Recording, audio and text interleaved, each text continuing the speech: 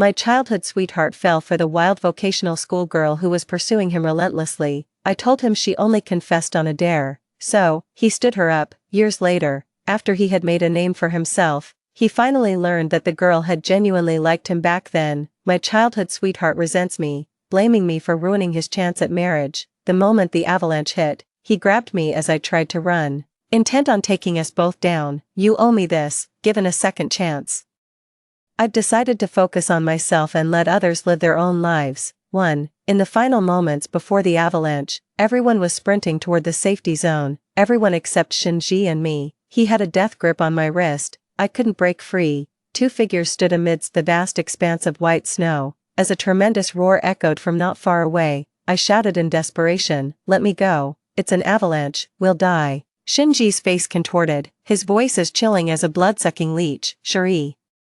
Back in our second year of high school, you told me Lin was only chasing me because of a bet, but you only told half the truth. She had already fallen for me by then. You deliberately made me misunderstand her, making me miss my chance with her. You've been secretly in love with me, jealous of Lin, and you went to such lengths to keep us apart. Now that Lin and I can never be together, what's the point of me living? Cherie, this is what you owe me.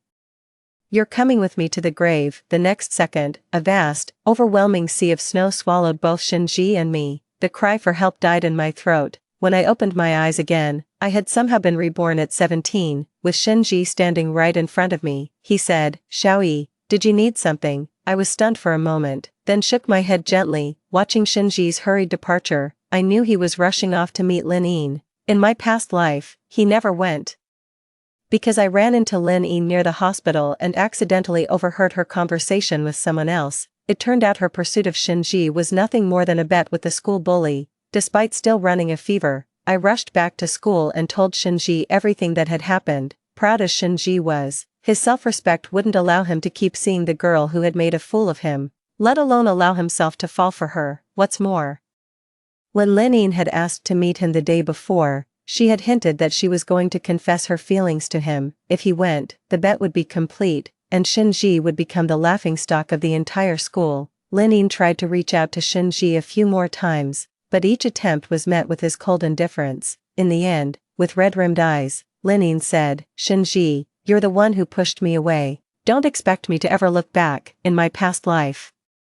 I thought Lin was just a brief interlude. To Shinji, she was merely a hazy crush from their school days. Besides, it was Shinji who made the choice. I merely told him the facts as I saw and heard them. True to form, Shinji later gained direct admission to Tsinghua University with top marks, pursued a direct doctoral program, and became the youngest and most highly respected professor at Tsinghua. But I never expected that years later, when he reunited with Lin, the youthful misunderstandings from their past would finally come to light. Lin had genuinely fallen for him back when she was pursuing him. Shinji wanted to mend their broken relationship. Lin, however, said, "Shinji, even if I approached you at first because of a bet, couldn't you feel my sincerity during our time together? Why do you only listen to what others say, instead of asking your own heart? I told you back then. I won't look back." A cruel twist of fate and the pain of unrequited longing drove Shinji into a state of madness. He blamed me for all of this. If I hadn't told him about the bet, he would have gone to the meeting. He would have felt Lin Yin's sincerity in her confession. The price I paid in my past life was too great. I let out a slow, heavy sigh. Given this second chance at life, I've decided to focus on myself and let others live their own destinies, too. Word spread like wildfire that the vocational school's bad girl had clinched second place in her grade. It became a campus-wide sensation. The school forum was flooded with posts discussing them. Even close classmates would pull me aside to ask about it in private. Everyone knew that the top 2 students in our grade were childhood sweethearts. I never liked that term to describe my relationship with Shinji. He and I grew up together as best friends, companions with the same goals to strive for.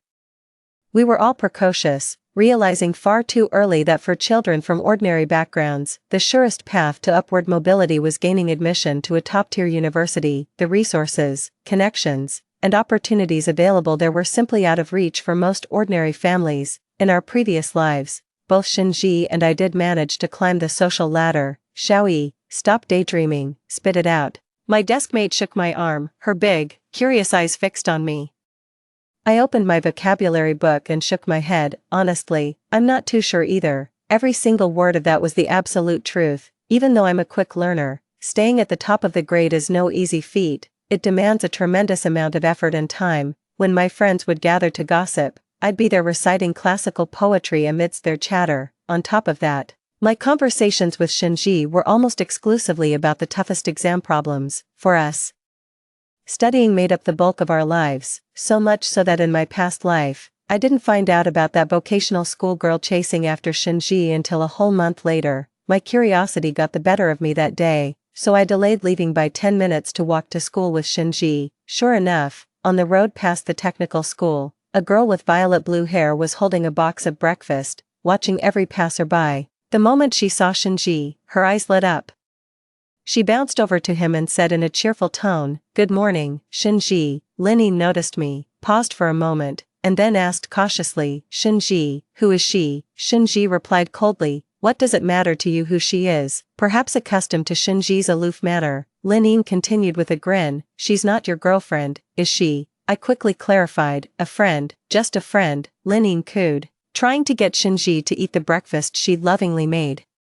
Shinji frowned and refused, asking, "Where's your school blazer?" Only then did I notice Lin was dressed far too lightly. She wore only a thin, pink spaghetti-strap camisole, which left little to the imagination. She said, "Put the breakfast away, and I'll get dressed." In the end, Shinji took away that box of breakfast. 3. In these days since my rebirth, I've been focusing more on my studies. I barely spoke to Shinji anymore. He was incredibly busy too. He was juggling math competitions and his relationship with Lin. Following the daily romance between the rebel girl and the top student became a welcome distraction from the monotony of schoolwork for the other students. Shinji skipped the last self-study session to pick Lin up after school. Shinji, who never wasted a minute at the snack street by the school gate, would stay after evening self-study to have luocefen noodles with Lin. Before this, Shinji would have stayed in the classroom after evening self-study until the security guard kicked him out. Many onlookers were looking forward to the joint exams, wondering if Shinji could hold on to his second-place ranking. Everyone says that while schoolyard romance is sweet, reality always wins out in the end. Two people with a vast gap between them won't last long, as if to prove all the doubters wrong. When the joint exam results came out, Shinji held on to second place, and I remained the top student in the grade. This time, however, I had pulled ahead of the runner-up by a full 30 points. As I passed by Shinji during the award ceremony, I clearly saw the dark circles under his eyes and his weary, vacant expression. On many late nights when I got up to use the bathroom, I would see the light still on in Shinji's room across the way. Soon after the start of our senior year, he would be competing in a provincial-level math competition. For top students, a gold medal is the golden ticket to the most prestigious universities, while other top students were grinding through practice problems. Shinji was dating Lin, so he had to make up for those missed competition problems and points, burning the midnight oil every night. I couldn't help but wonder if he could really have his cake and eat it too. 4. The summer vacation of my sophomore year in high school arrived as scheduled. Even though school was out, I didn't dare to slack off. I strictly followed my school day routine, grinding through one practice test after another. I snuck out for a quick break to buy an ice cream downstairs, only to run into Shinji, who was pulling a suitcase and looked weary from travel. I was a bit surprised and greeted him. "Shinji, I thought you were away for the competition training camp." Shinji's voice sounded weary. "I dropped out of the camp. I'm planning to study on my own at home." I just said "oh," didn't ask any more questions, and headed upstairs while eating my ice cream. Shinji stopped me, his eyes filled with uncertainty. "Xiaoyi, do you think it's right for me to be with Lin?" With a mouthful of cold, refreshing ice cream, I mumbled, "Ha ha ha, how would I know? I've been perpetually single." Shinji sighed and added, "It feels like it's been ages since we studied together. I really miss those simpler times when it was just about hitting the books." That evening, my deskmate called to gossip, and that's when I finally learned the reason behind Shinji's words earlier that day. On the first day of summer vacation, Shinji left for a training camp in the neighboring city. Phones had to be handed in at the camp, so Shinji had already told Lin he'd spend time with her after he got back. But he never expected that on the third day, Lin would take the high-speed train to see him. The training camp was held at neighbor city's No. 1 high school. As Shinji was leaving the school gate, Linine suddenly appeared and hugged him. Surprise, the classmates nearby started teasing. Shinji, is she your girlfriend? Linine linked arms with Shinji and nodded shyly. At first, Shinji was touched. Linine got carsick. Yet she was willing to endure hours of travel for him. Shinji took time off to accompany Linine for 2 days of fun. While buying the return tickets, Linine suddenly said, Shinji, come back with me. It's so boring at home all by myself. Shinji simply thought Linine couldn't bear to part with him, yet, with a completely serious expression, Linine said, you should drop out of the training camp, you're so talented, studying at home would be just as effective. This was the first time Shinji had refused Linine. The training camp gathered the top students from across the entire province. Within just a few days, Shinji realized his current level wasn't enough to secure a gold medal in the competition. He thought 2 days set aside for Linine was more than enough, but she remained unsatisfied. In that instant, a wave of irritation washed over Shinji. He pried Linine's fingers loose one by one and walked away without a backward glance. In the following days, Shinji threw himself into an intensive training regimen. When he finally got his phone back over the weekend, intending to reach out to Linine and smooth things over, he was instead greeted by her exciting life on social media. There she was, in a dimly lit bar, playing drinking games and downing shots with a rowdy bunch from the vocational school. There was even a video. Having lost a round, her punishment was to sit on the lap of the guy next to her. 5.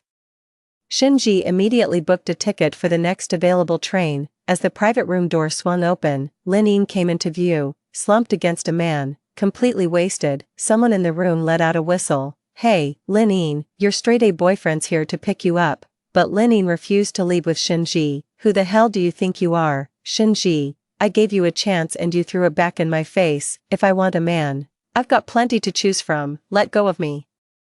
Get back to your training camp. I can't stand being around a top student like you. In the dim light, Shinji's expression was unreadable. His hands, clenched into tight fists, were held behind his back. The next day, he returned to the neighboring city and applied to withdraw from the training program. The teacher earnestly tried to persuade him to stay. Studying at home can't compare to the intensive training program. The program gathers elite teachers from various cities. You can ask questions anytime you don't understand, and you can even discuss things with your classmates. Shinji, however, was resolute. Teacher, I'm confident I can keep up with your pace even while studying at home. His deskmate recounted the whole incident vividly. She said with disdain, who would have thought Shinji was such a lovesick fool? Tisk, can he really handle self-studying at home? He seems pretty confident, huh? The weary look on Shinji's face from earlier that day flashed before my eyes. Maybe he isn't so confident after all. He simply chose love in the forced choice question Linine presented. Sure, you could still grind through practice problems at home, but everyone knew it wasn't quite the same. 6. The night light in Shinji's room was being turned off later and later. Sometimes on my evening walks, I'd see Linine clinging to him, coquettishly begging for his attention. Shinji would then postpone his return home again and again. After the new semester began, Shinji encountered his first major setback in life. When the math competition results were announced, he hadn't even managed to rank within the top 10. No one was surprised, not even Shinji himself, everyone except Linine. It was as if she had only just realized that her clinging to Shinji all summer was a major reason for his failure. With eyes red from crying, she sobbed, Shinji, we still have the college entrance exam. I won't be willful this time. I'll study with you. I swear I won't be a burden to your future. Shinji was silent for a moment. Alright. Even when everyone urged him to break up and focus on preparing for the college entrance exam, he still chose Linine. Shinji himself wasn't sure if Linine would really stick with him through the remaining year, but Linine did it. For a whole year.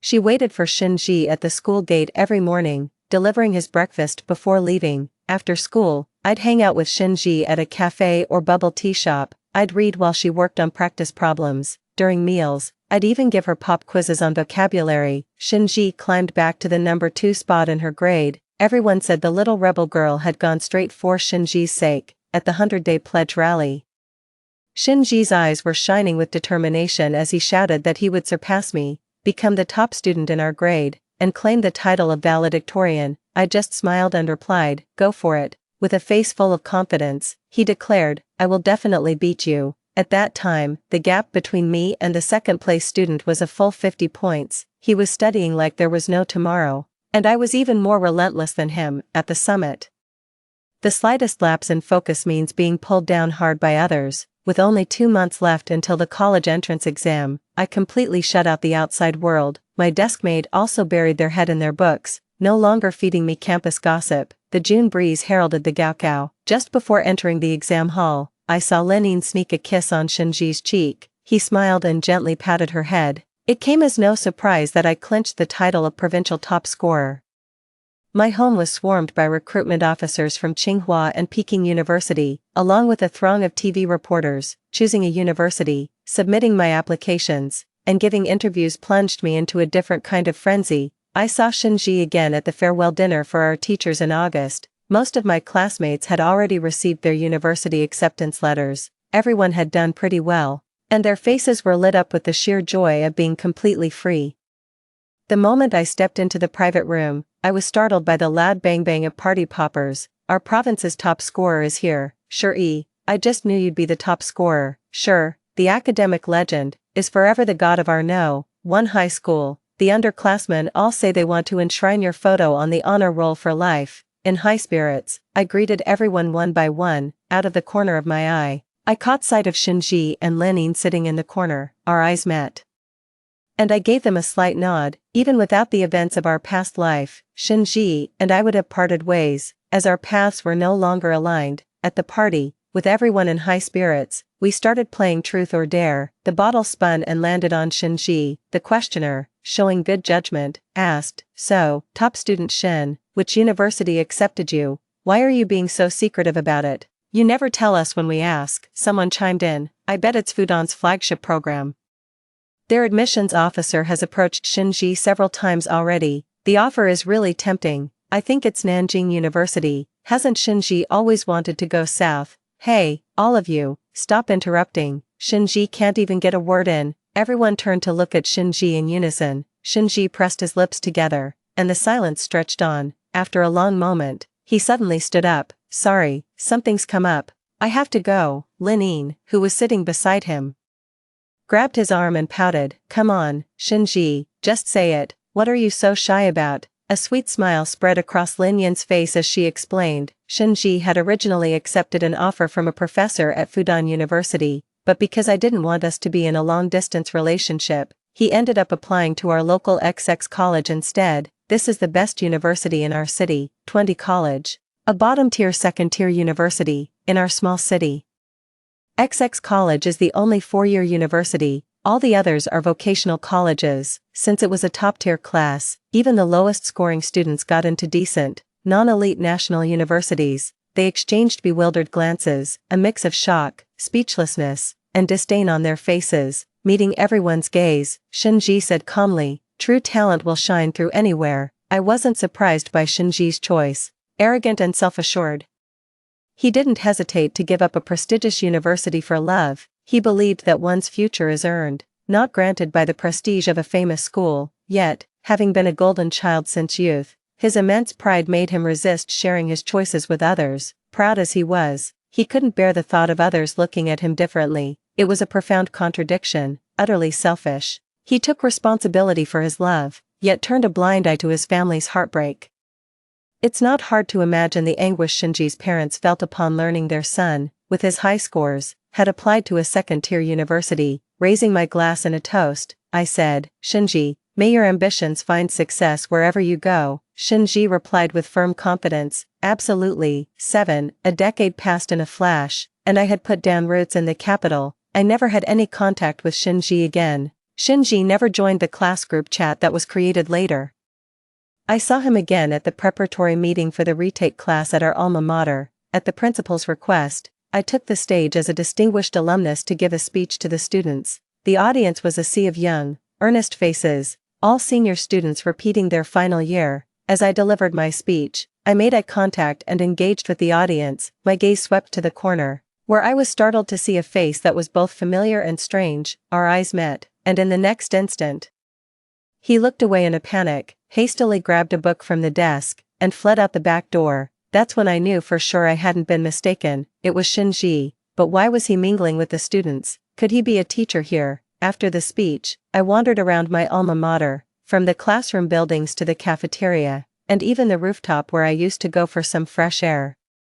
That's where I ran into Shinji. I was hesitating whether to say hello when Shinji, without even turning his head, said, "Sure, I didn't expect to see you here." I smiled. "Long time no see. Are you teaching here?" Shinji answered, looking up at the sky with an empty expression. "This is my 6th year repeating the final year of high school.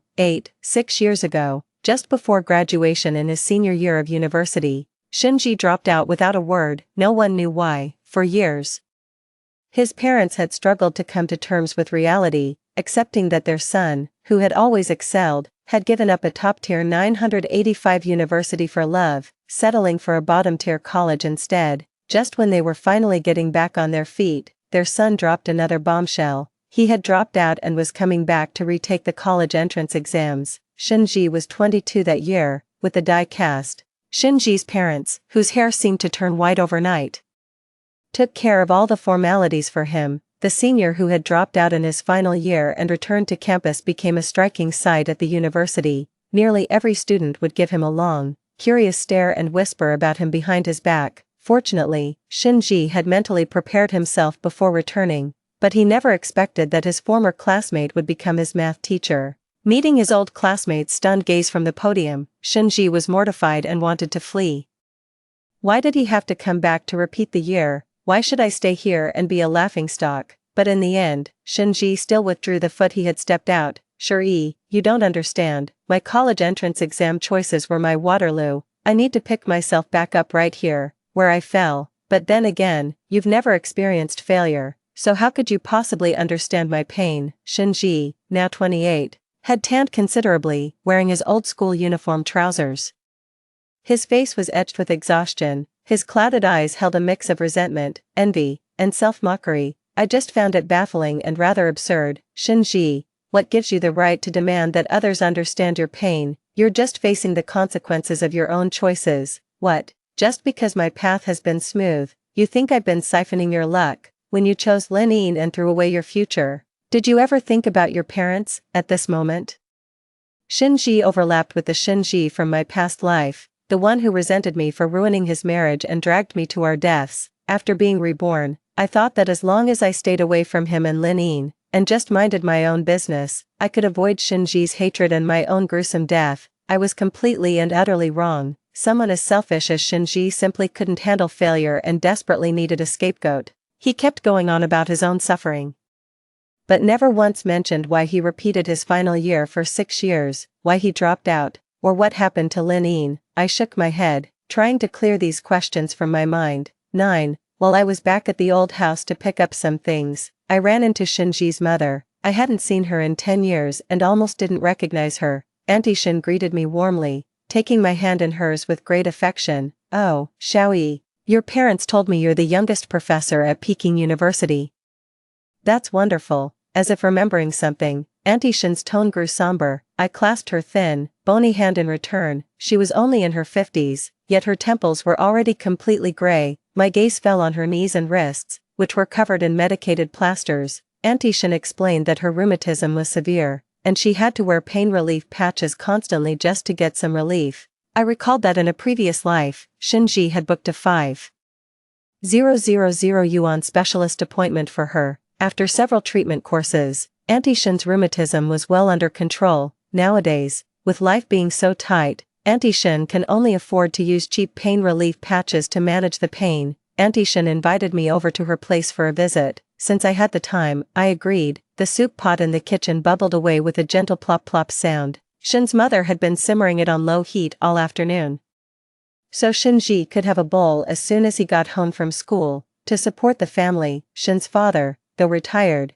continued to work in another city. Shin's mother managed the household single-handedly, looking after Shinji as he repeated his final year of school. She said with a wry smile that my mom had invited her to join the square dancing a while back, but she just didn't have the time, perhaps because she hadn't chatted with anyone in a long time.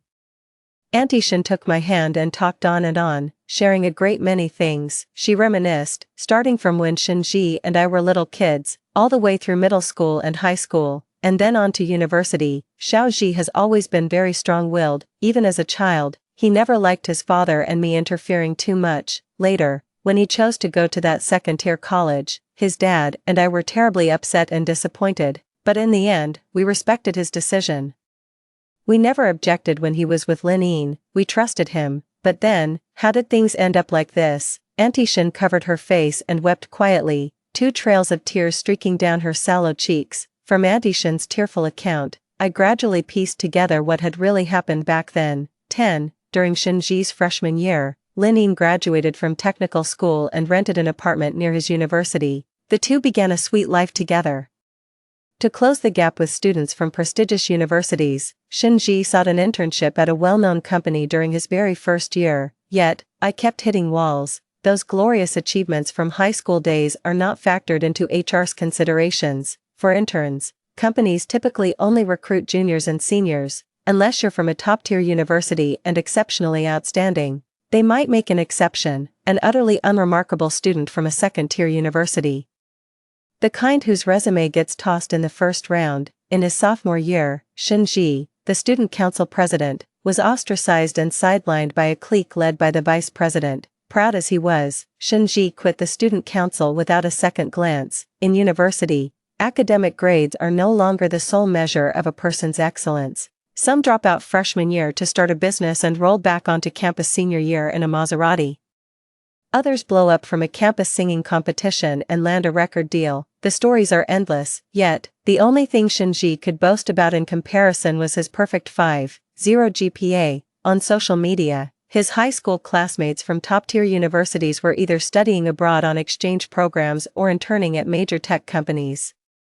It felt as if Shinji was the only one in the whole world who had become utterly unremarkable, and his relationship with Lin Yin was gradually settling into a dull routine. It was as if they had shed the personas of the top student and the rebel girl, leaving behind the forbidden thrill of high school. The dopamine and phenylethylamine had stopped flowing. Finally exposed to the air of reality, the sugary coating began to peel away, layer by layer. During the new year, Lin Yin pestered Shinji into taking her to his home. Little did they expect to run into relatives who had come to pay their New Year's respects. Noticing their clasped hands, the relative asked, "Xiaoji, is this your girlfriend?" Shinji nodded. Just like any relative who loves to pry into personal matters, she followed up, "Did you meet at university? Are you classmates?" Shinji opened his mouth, wanting to say no, but those 2 words stuck in his throat like a stubborn piece of toffee. "Oh no, Auntie, I've already graduated. Shinji and I didn't go to the same school." Lin Yin felt a bit awkward. The relative looked puzzled, then asked Lin Yin her age. Upon learning they were the same age, a look of understanding dawned on their face. That day, just before leaving, the relative pulled Shin's mother into the kitchen and whispered, "Oh, you and your husband are getting senile. Shinji is dating a girl from a vocational school. And you didn't even try to stop him. You're Shinji.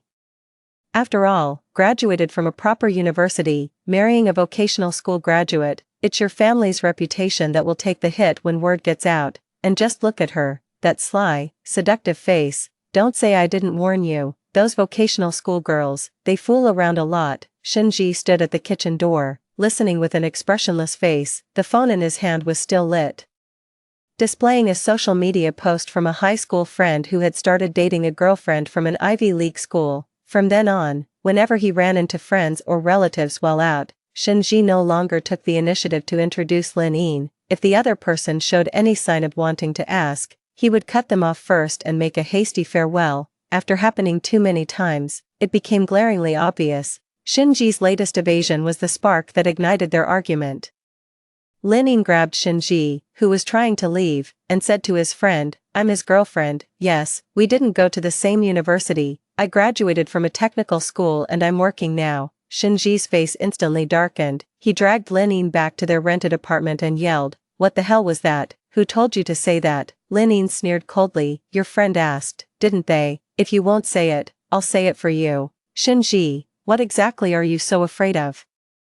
"Afraid people will find out your girlfriend goes to a vocational school. Afraid they'll say you're dating some streetwise girl." The whole high school knew back then, only now you feel ashamed. All talk and no backbone. "Shinji, you're such a coward, no guts, a coward." Shinji let out a bitter laugh, his anger at its peak. "Lin Yin, don't you forget, The only reason I'm stuck at this lousy second-tier college is because you couldn't handle a long-distance relationship. While my classmates are off on exchange programs from top universities, I'm here, swallowing my pride, begging for these pathetic companies to even glance at my resume. And you, what have you ever sacrificed for this relationship? Linine, it's over, we're done. 11. Shinji took all of his belongings and moved back to the dormitory. At first, Linine was brimming with confidence, convinced that Shinji would come crawling back to her, begging for reconciliation within a matter of days. She knew him all too well. Once he had invested a significant amount of sunk cost into something or someone, he found it impossible to let go. Yet, a full month passed as Linine waited. Her confidence was steadily eroding. It couldn't be. Shinji couldn't possibly have truly abandoned her. He must be waiting for her to make the first move. Linine found Shinji in the library. Shinji merely glanced up at her with cold indifference, as if she were a stranger, for several days in a row. Linine kept watch outside Shinji's dormitory. Someone asked Shinji who she was. Shinji said flatly, "Ignore it, just a persistent nuisance." It suddenly dawned on Linine, Shinji had wanted to break up for a long time. This argument was merely the excuse he needed. So much for the white moonlight turning into a grain of rice, once cherished like a treasure, now discarded like trash. It makes no difference. After the breakup, Shinji decided to take the postgraduate entrance exam. He was determined to catch up with his high school classmates through this academic battle. Fired up with ambition, he bought a stack of study guides and sought advice from a senior who had successfully gotten into grad school. However, the senior said, "Look, Junior, you're aiming way too high. That's their top-tier program at a dream school. It's nearly impossible to get in. You should consider applying somewhere less competitive." Shinji's goal is to get into the mathematics program at Capital University, the absolute best of the best. Shinji wasn't fazed. "Senior," he said, "if I had what it takes to get into Capital University for undergrad, I'm confident I can do it for grad school too." The senior sighed. "The grad school entrance exam isn't like the college entrance exam. There are more factors at play. And some professors will look at your undergraduate background. For those of us from second-tier universities, discrimination is practically a given. If candidates have the same scores, some supervisors might give preference to those with a stronger undergraduate background. Of course, that's not the norm." Shinji, however, only latched onto the idea that graduates from second-tier universities face discrimination. He spiraled into self-doubt. What did it matter if he caught up during his master's? His undergraduate degree would always be a significant mark against him.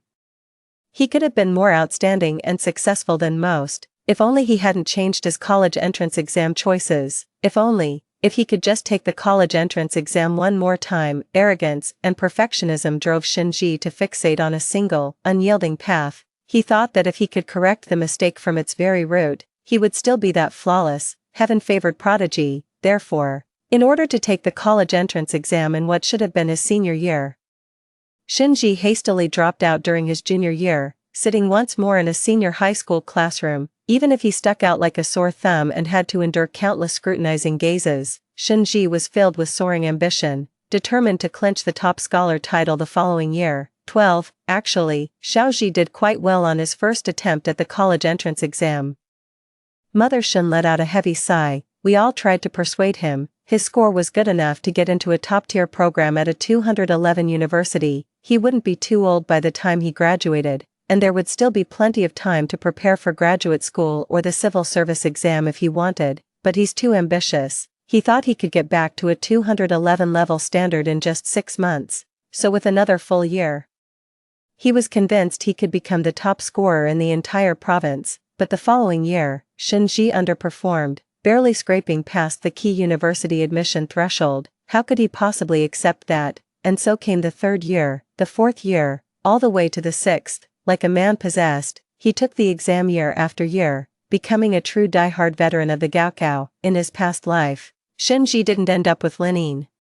He was admitted to Tsinghua University and became a young, accomplished top-tier professor, yet he was filled with regret for missing his chance with Linine, even to the point of wanting to perish together with me, in this life, with me, the stumbling block, out of the way. He got his wish and accepted Lin Yin's confession, only to completely ruin his own future and look down on Linine for not being good enough. Leaving the Shin residence, I looked up at the neighborhood I had lived in for over a decade. the exterior walls were gradually becoming mottled and peeling. Many of our old neighbors have bought homes in the new town and moved away. In the previous life, the first to leave was Shinji's family. He bought his parents a spacious apartment in the new town. Nowadays, the Shin family has ironically become one of the holdouts in the old district. On my way out of the neighborhood, I ran into Shinji coming home from school. I was just going to walk past him like a stranger, but he called out to me. Out of the blue, he asked me, "Did you already know that Linine was only pursuing me because of a bet? That day in our second year of high school when she confessed to me, you came looking for me. Were you trying to tell me about this?" Shinji actually knew all about it. I was a little taken aback. More than anything, I was confused. Why was he bringing up something that happened so many years ago? I nodded. Shinji's eyes suddenly reddened, his face a mask of anger and resentment. "Why didn't you tell me? If you had, I would never have accepted Linine. No, I wouldn't even have gone to meet her. You were going to tell me. Why did you change your mind at the last moment? Do you have any idea how that one sentence of yours changed the entire course of my life?" That familiar, accusatory tone. The pathetic meltdown of a man who can't face the consequences, so he finds a scapegoat. As if that makes him innocent, as if others ruined him, as if his whole life was someone else's trap. In my past life, I got involved. I admit it was meddling, and I paid the ultimate price with my life. Yet now, having been given a second chance, I did nothing, and still, the blame is laid at my feet. I said coldly, "Shinji, what obligation do I have to tell you? Am I your father or your mother? I'll speak if I want to, and I won't if I don't. End of story. If I tell you I become the villain who ruined your relationship with Linine, in your eyes, whether I speak up or stay silent, I'm guilty either way. What's the difference? You chose this path yourself. If you can't handle the consequences, my advice is to go work on a factory assembly line sooner rather than later. Stop wasting time blaming everyone and everything else. Someone who still relies on their parents for support has no right to question me. The only reason I'm still here wasting my breath on Shinji is out of respect for his mother." That same night, I flew back to Beijing. The demands of work soon pushed this little episode from my mind. It was a long, long time later that I found out Shinji's sixth attempt at the college entrance exam still didn't go well. He barely scraped into a second-tier university. He gave up on applying to any schools, didn't retake the exams again, and ended up working on an assembly line in an electronics factory. Side story. Back in my hometown for the new year, I went with my parents to a home-style restaurant that's been really popular these past few years. When I went to pay, the owner smiled and asked if I was happy with the food. I looked up and met her gaze, surprised to realize I knew her. But we only met once, years ago. She was clearly taken aback too. I gave her a slightly awkward nod. Linine, however, asked, "Are you Cherie?" I hadn't expected Linine to still remember my name. She smiled at me and said, "It really is you." Instantly, she became all chummy and started chatting with me about our school days. Turns out she had known me for a long time. Even before that time Shinji and I walked to school together. You probably don't remember, but one time after school, it was pouring rain, I was stuck at the bubble tea shop, and you happened to walk by. I shamelessly ducked under your umbrella. Back then, my hair was dyed all sorts of crazy colors, and I had multiple ear piercings, a total delinquent, but you weren't scared off at all. You even walked me home. It was only later I found out you were the top student at No. 1 High. After that, whenever I saw you, I was too intimidated to even say hello, let alone hope we could be friends. Who would have thought Shinji was your childhood friend? I mentioned wanting to meet you, but he said it probably wasn't a good idea. Linine paused here, her expression a complicated mix of emotions. She lowered her voice and asked me, "You never had a thing for Shinji, right?" I shook my head. Linine slapped her thigh. "I knew it. What he meant back then was that because you had a crush on him, he felt awkward introducing me to you. He had to be considerate of your feelings." Me. It suddenly came back to me, right before the avalanche in my past life. Shinji claimed I had a crush on him. Oh, for goodness sake. My expression became indescribably complicated. After breaking up with Shinji, Linine really grew up. Ironically, Shinji's disdain for her made her realize she couldn't let her educational background limit her potential. She worked for a few more years, saved up some money, and opened a small restaurant. Linine valued every customer's feedback, refining each dish multiple times. Eventually, her restaurant grew into a thriving business, granting her financial independence. A fitting phrase came to mind, aim for the stars, but keep your feet on the ground. And, story 2, back at 18, I was forced to drop out and ended up tightening screws in the factory. In the workshop, the factory owner's son puffed on a cigarette and asked with a roguish grin, "I'm starting a business, who's willing to work with me?" In the dead silence, I raised my hand. My coworkers said I was out of my mind. My cousin laughed at my delusions of grandeur. And my parents scolded me for not earning a steady income. LMAO, what do you guys know? 20 years later, he could be on the Forbes rich list. Back to being 18, I just finished the school withdrawal procedures. In the cramped living room, my father's yelling was deafening. "Why did you steal from others? You've completely shamed our entire family." My mother roared in agreement, "All students in the same class. Yet look how much better your cousin performs. If it weren't for her speaking up for you this time, you'd be in jail right now." Scenes from my past life gradually surfaced. I was falsely accused of theft by classmates. Without verifying the facts, the teacher pinned the crime on me and sent me to the principal's office. Coincidentally, the school was cracking down on theft, and the principal decided to make an example of me, immediately threatening to send me to the police station.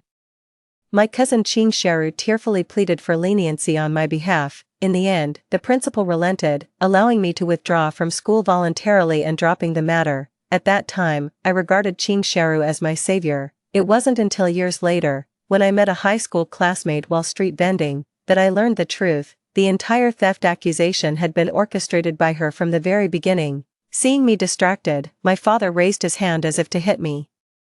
I didn't dodge and took the slap squarely. Every part of my body ached. They had beaten me many times before this. "Pack your things and get out tomorrow. Whether you live or die is your own business." I nodded and silently returned to my room. The so-called room was just a small partition space next to the kitchen. The lighting was dim, offering no privacy. Just a wall away was my younger brother Lu Shuikong's room. Inside was a large bed and a computer, an extremely rare household item in this era. It was a birthday gift from his parents. Only at this moment did I finally feel the reality of being reborn. I had thought before that if I could return to the past, I would definitely prove my innocence and fight to continue my education. But now the die is cast, and I am powerless to fight against the wicked. But it's alright. Besides studying, I have other paths to take. Early the next morning, I left home. My luggage consisted of just a travel bag and $20 I had saved for a long time. I boarded the bus and headed straight for the city. In my past life, I was weak and incompetent. After being forced to drop out of school, my parents scolded and beat me every day until they grew utterly tired of me and found me a job through connections. Ching Sharu's mother, my second aunt, worked as an accountant at a machine tool factory in the city and took me there to work as a factory girl, screwing bolts every day with room and board provided. This monotonous, repetitive, and extremely low-paying job consumed 4 years of my youth. Nowadays, without her introduction, I take the initiative to enter the factory. Following the foreman, I put on gloves, picked up tools, and walked into the familiar yet unfamiliar workshop, because in this lifetime, my purpose is, fuck, who the hell stepped on me? An unhappy growl startled me, and I quickly lifted my foot. The polished leather shoe already bore a footprint from my step, following the foot upward. I froze in sudden realization. The young man had streaked yellow hair, a dragon tattoo on his arm, furrowed brows, and a fierce expression. But I'm not afraid. I've seen him dressed in suits in financial magazines, with handsome features and a gentle smile, completely different from now. "Boss, she's new here." The manager turned to me. "Apologize now." I stared at him intently. "I'm sorry." He was staring at me too. After a few seconds of eye contact, he suddenly asked, "Aren't you afraid of me?" I shook my head. Interesting. Chuda licked his teeth. "Little factory girl, staying out of my way won't do you any harm." With that, he turned and walked away. "I'm not a factory girl," I called at his retreating, arrogant figure. "My name is Lu Ku, too. Tightening screws really isn't a good job. Just 2 days in, and I already have 3 blisters on my hands. What's worse, my second aunt spotted me." She feigned enthusiasm. "So this is where you've been hiding. Your parents didn't tell me." "You should have said something earlier. I could have found you a better job." I sneered inwardly. "Isn't this the great job you found for me in my past life?" But I didn't show it. "Auntie, you go ahead with your work. We'll talk another day." Unexpectedly, the next day I saw Ching Sharu. "Xiao Ku, where have you been these past few days?" I was so worried. She held my hand, her surface-level acting skills even more polished than her mother's. Can't blame me for not seeing her true nature back then. Just tightening screws here, I replied nonchalantly. I don't know much about that. I came to share good news. I ranked in the top 30 school-wide in the third mock exam. My homeroom teacher said if I perform normally in the college entrance exam, I'll definitely get into a good university. To come all the way just to say these things to my face, what a joy indeed. Is that so? I smiled. Then have you decided on a major? If you don't choose the right major, even if you get into a good university, you won't find a good job. Qing Sharu got anxious. That's impossible. How is it impossible? I gave an example. Look at Uncle Wang in our neighborhood. He went to university in the capital back then, and now he's just running a small shop in his hometown. Maybe you'll end up. That's still better than tightening screws. TCH, finally couldn't keep up the act anymore. Her expression darkened noticeably, after a pause.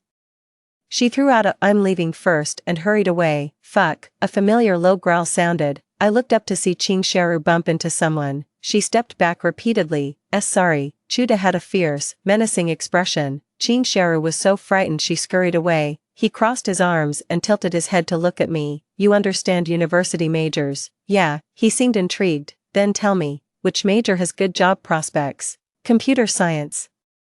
The late 1990s was when the modern internet boom was just taking shape, and Chuda entered the internet field shortly after. His eyes lit up, but he quickly regained his nonchalance and scoffed lightly. The factory girl has quite some opinions. I stared at him steadily. My name is Luke. He smiled. The fierce expression instantly softened considerably. Got it, little factory girl. He stared at me, his eyes full of amusement, clearly teasing me, suddenly raised his hand and flicked my forehead.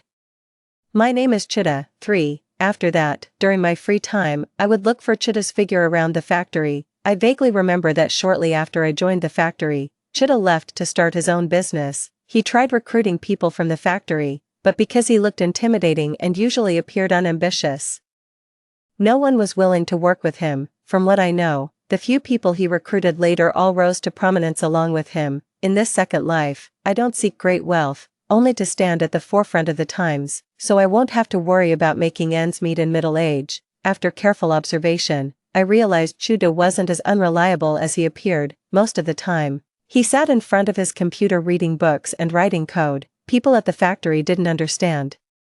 They all thought he was playing games. Someone gossiped to me. Don't be fooled by Chuda's impressive position managing people at the factory. Eventually his family's business will be taken over by his brother. Yes, Chuda has an older brother studying abroad. In my past life, including me, everyone thought he'd have a hard time after his brother returned. Having returned to the past, I know things won't turn out that way, so I retorted to that person, no. He'll become even more successful in the future. After finishing work in the evening, I deliberately lingered for a while and took a detour to the corridor outside Chuda's office. The lights were on inside, and Chuda was still typing away. I watched for a moment, then turned to leave. Suddenly, I heard footsteps behind me. Hey, I was called to stop. In the dimly lit corridor, Chuda leaned lazily against the wall, tilting his head to look at me. You don't need to pass by here to get back to the dorm, do you? Having my thoughts exposed, I felt a bit flustered. I hurriedly lowered my head, unsure how to explain. Chuda walked step by step toward me, stopping very close. I caught the pleasant scent coming from him, subconsciously raised my head. His eyes smiled, his handsome face relaxed, devoid of its usual ferocity. In the dimly lit atmosphere, he suddenly bent down and paused by my ear. This isn't the first time I've caught you, little sister. His lowered voice was hoarse, carrying a slight vibration from his chest. You're not secretly in love with your brother, are you? 4. I stepped back repeatedly, and no, of course not. He raised an eyebrow, his eyes full of teasing. I awkwardly averted my gaze. I was just curious about what you were doing. Oh, he straightened up. Did you figure it out then? I shook my head. He smiled again, for some reason. He seemed to be smiling a lot tonight, tilted his chin slightly, signaling me to enter. Then I'll be merciful and invite you to take a look. I obediently walked in. The computer screen was on, with several programming books piled beside it. I deliberately asked, what kind of book is this? Truthfully, I was quite curious. With Chuda's intelligence, he could have easily passed the college entrance exams to attend university. There was no need for him to stay at the factory teaching himself, being misunderstood and looked down upon by those around him. Leaning against the desk, he casually picked up a book. If you had studied computer science in college, these are the things you would have learned. I stared fixedly at him. He suddenly scoffed lightly. You've been studying all this time, haven't you? I was taken aback. Yeah, why did you stop? I licked my lips. I didn't intend to hide it either. After a brief pause, I told him about being falsely accused of theft and forced to drop out of school. He didn't react with indignant fervor, pressuring me to fight against the wrongdoers, reclaim my innocence, or seek revenge. He just listened quietly without saying a word. He lit a cigarette and took a deep drag. He let out a low laugh, almost self-mocking. When no one believes you, anything you say is wrong. The warm yellow light in the room flickered slightly as Chuda leaned against the window, his features obscured in the shadows, his expression unreadable. I really wanted to say something. For example, I believe in you. When are you starting your business? Can you take me with you? Before I could speak, he had already crushed the cigarette. Once again, he regained his arrogant demeanor. Little factory girl, he called out to me, looking up. I'll give you half a day off tomorrow. Come with me to a place. Seeing I was about to introduce myself again, he immediately interrupted. For the first time, he called my name, Luke, though his face was full of impatience and awkwardness. I found it somewhat endearing. Even without knowing where we were going, I still responded with a smile. Okay, 5. It was almost lights out when I returned to the dormitory. Phone you from the lower bunk suddenly asked, where have you been? Just wandering around. She was a few years older than me, considered a veteran worker at the factory, and was a rather proud girl who rarely initiated conversations with me. She paused for a few seconds. Why do I always see you running towards the office? I was taken aback. I didn't admit it. You must be mistaken. Better not be. Phone you dropped this sentence, then drew the bed curtain. After lights out, I kept thinking about her words. In my previous life, I didn't have much interaction with her, so I couldn't figure out what she meant until I fell asleep. The next day, I only worked half a day. Chuda must have tipped off the foreman the moment I asked for leave. He let me go without hesitation. I hadn't brought many clothes when leaving home, so after taking off my work uniform, I just threw on a random cotton dress. As I walked out of the factory area, I spotted Chuda waiting for me at the gate from afar. He was dressed quite stylishly, a green pilot jacket with dark trousers and blonde highlights in his hair, giving off some Hong Kong celebrity vibes. Seeing me, he froze for a moment, looked me up and down, then smirked roguishly. Oh, playing the schoolgirl today, huh? I awkwardly fidgeted with the hem of my skirt. He stubbed out his cigarette. Let's go. I boarded the bus with him. There weren't many people on the bus. He sat one row behind me. I turned my head to look out the window, remaining silent the whole time. About 20 minutes later, Chuda suddenly draped his arm over the backrest of the seat next to me. Little sister. I turned around. He narrowed his eyes, as if returning to how he looked in the hallway last night. Aren't you going to ask where your big brother is taking you?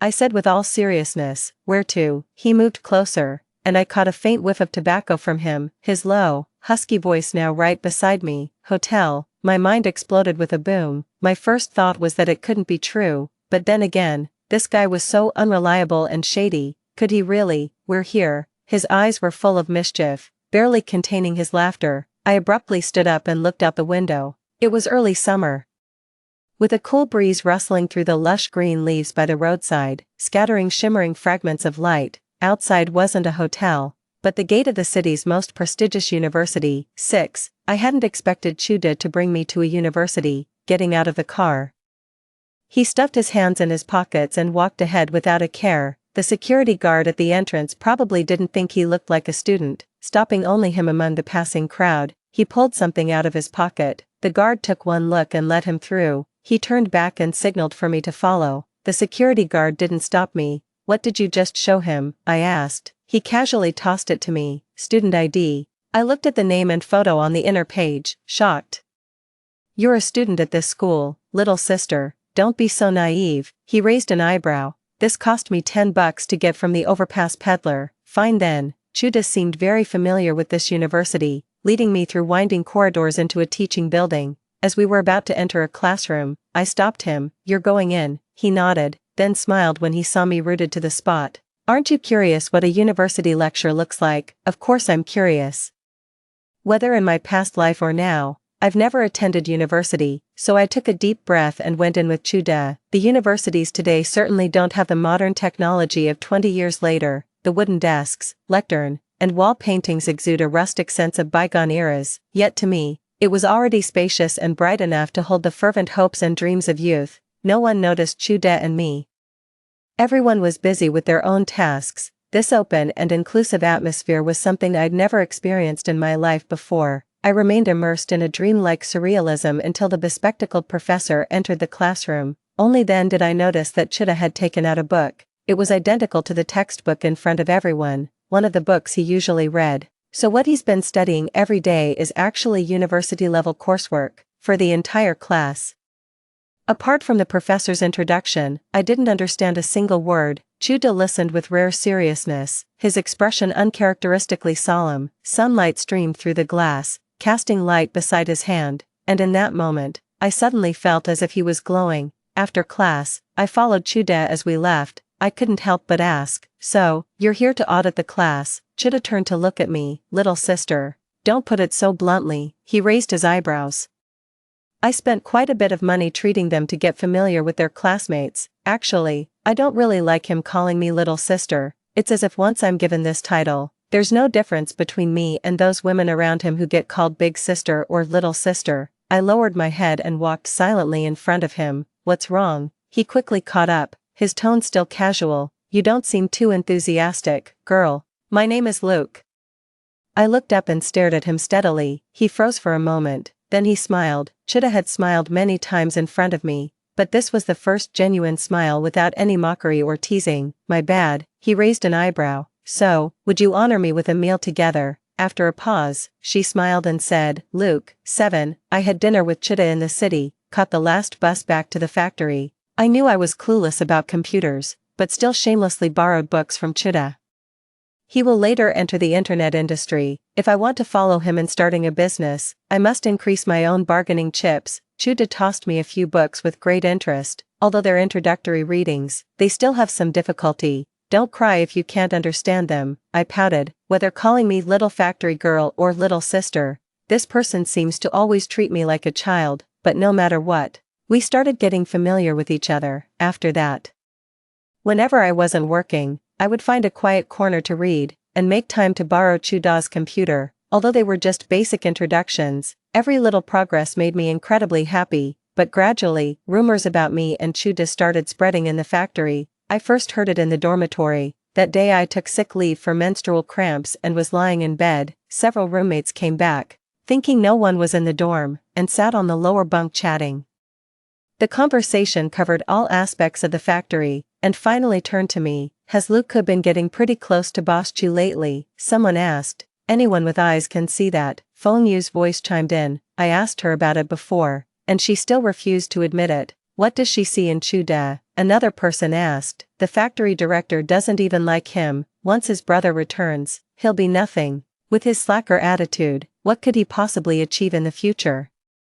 Feng Yu sneered. "Who knows, maybe she's unaware of the inside story and just wants to climb the social ladder to become a phoenix." I stared at the ceiling, calmly listening to their judgments about me and Chuda. Since I wasn't familiar with Feng Yu and hadn't thought much about it before, I assumed she simply disliked me. Now I suddenly remembered Feng Yu's story from my past life. After Chuda's brother Chu Fa returned to the country, Feng Yu quickly hooked up with him and moved out of the dorm. At that time, everyone thought she was going to marry Chu Fa, but to my surprise, even after I left the factory, their relationship remained ambiguous. Later, I heard that Chu Fa married the daughter of a big boss while still maintaining an unclear relationship with Feng Yu. In the end, the boss's daughter found out, forgave the scumbag, but made Feng Yu suffer terribly. Thinking of this, I suddenly understood why Feng Yu harbored such hostility toward me. She probably thought I was the same type of person as her, so she saw me as a rival. Now that she had the chance, she naturally went all out to disparage and slander, but I didn't go down to explain with indignant fervor. "There's one thing Chuda said that was right. When no one believes you, anything you say is wrong. I'll be leaving here soon, and my interactions with them will end here." Thinking this way, I turned over.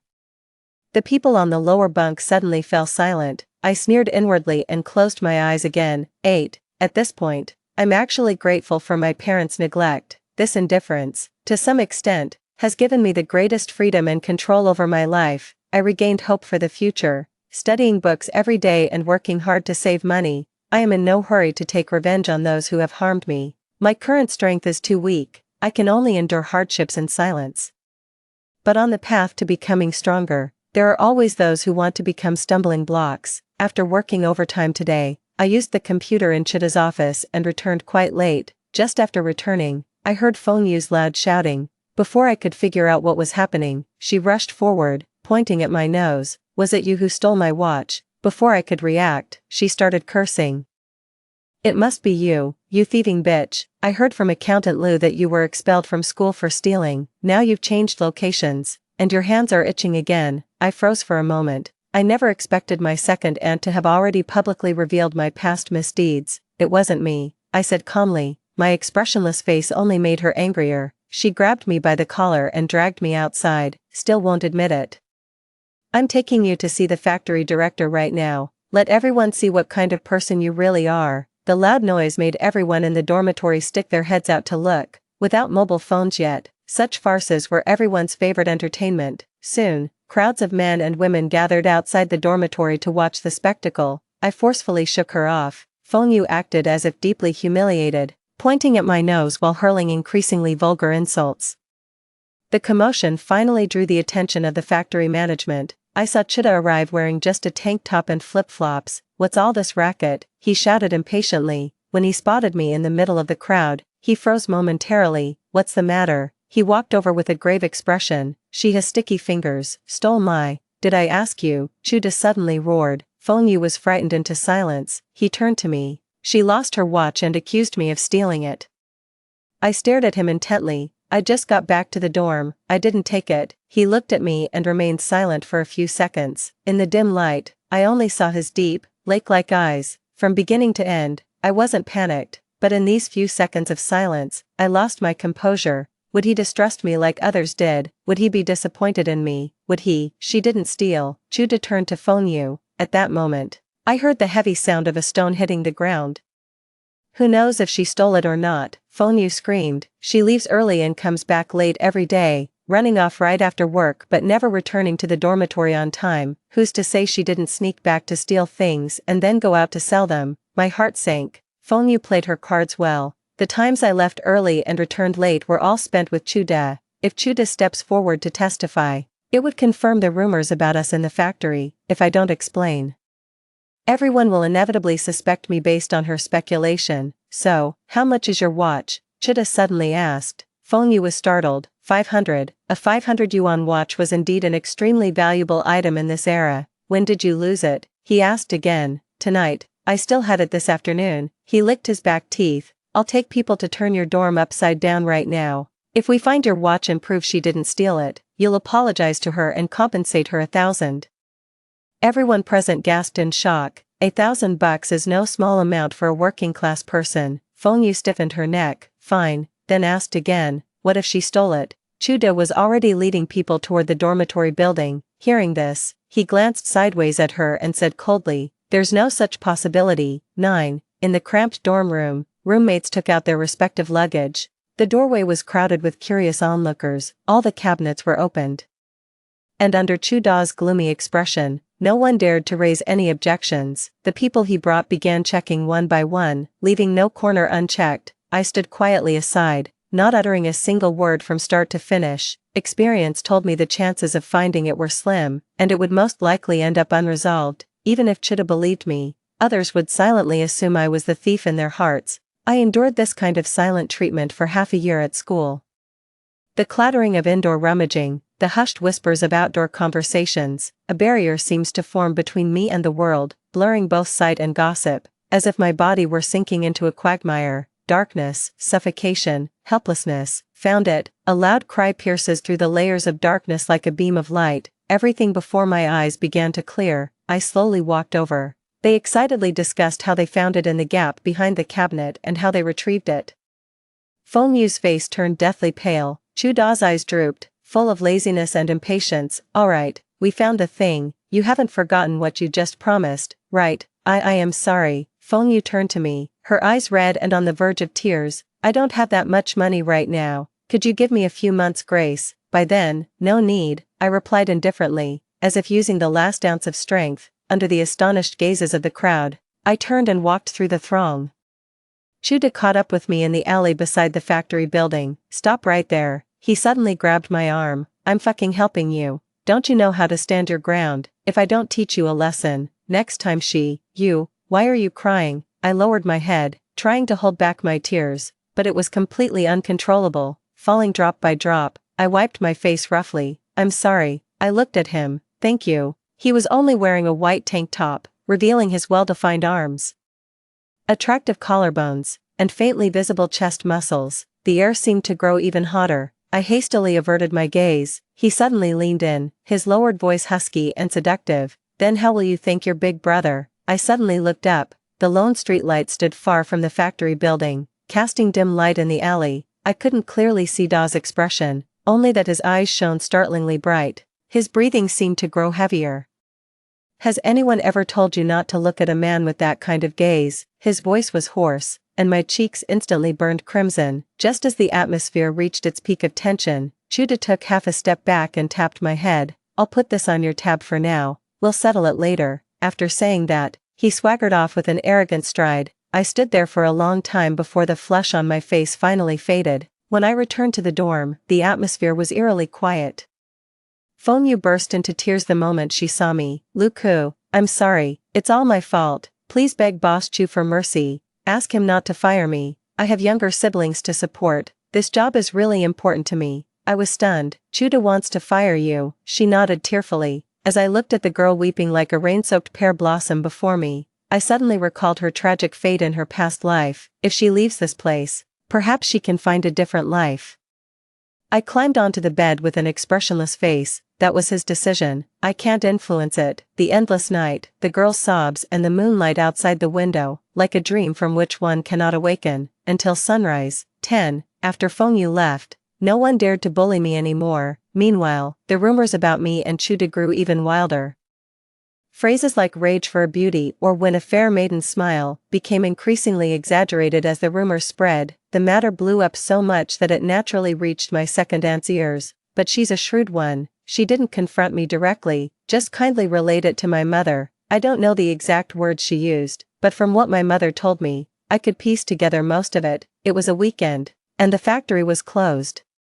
I had originally planned to study by reading books and discuss some issues with Chuda, but everything was interrupted by my mother's sudden arrival. She stood at the door of my dormitory, wearing a silk dress and a pearl necklace, with a look of disdain on her face. Actually, my family's financial situation isn't poor, but ever since I was little, every time they spent money on me, they'd look gloomy. This displeasure became internalized as guilt in me, always feeling like I owed them. Gradually becoming submissive, yet I never considered that raising children was their responsibility in the first place. Luke, she frowned and called me. Come out with me for a moment. I walked out expressionlessly. She looked me up and down. Did you get the money? We hadn't seen each other for nearly 2 months, with no contact in between, and this was the first thing she said upon meeting. I smiled. What's so funny? She said displeased. Whether I sent it or not, what's it to you?